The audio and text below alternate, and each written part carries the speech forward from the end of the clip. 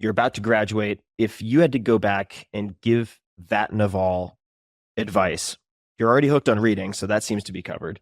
What advice would you give yourself?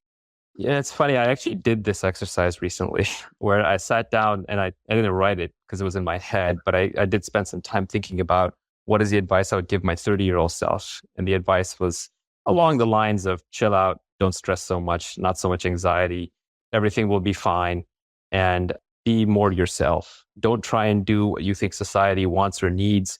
Don't try and live up to other people's expectations. Self actualize, say no to more things, protect your time because it's very precious. On your dying day, you will give everything you have for another day. Yep. So the discount rate, the marginal value of that extra day just goes up as you get older. So the advice was all along those lines. It was basically be yourself. Don't listen to other people. Don't worry about what other people need or want or think or expect from you. Mm-hmm. And then I said, well, what would my 30-year-old self have said to my 20-year-old self? And it turned out to be pretty much the exact same thing. And what would my 20-year-old self have said to my 10-year-old self? Pretty much the exact same thing.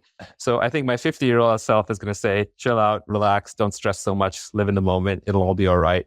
Less fear, more love. And love people more. Love is one of those weird things. Like everyone wants to be loved. Everyone deeply needs to be loved. It's not something you can buy. No amount of money or power will bring you true unconditional love. But it turns out you can give love. It's free to give.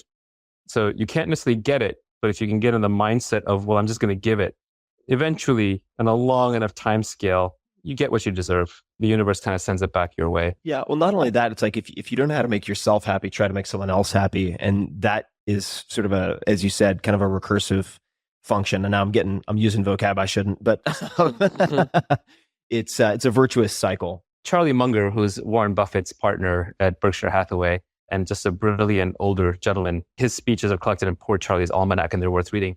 But he was asked at one of the Berkshire Hathaway annual meetings, someone basically asked him on the lines of like, how do I find a worthy mate? And he said, be worthy of a worthy mate. Yeah. And I think that's absolutely right. You just work on yourself until you no longer need them, and then they appear. I think that's what there's a Zen saying that says, when the student is ready, the master appears. What that basically means is you have to work on yourself and be ready, and then good things will happen to you.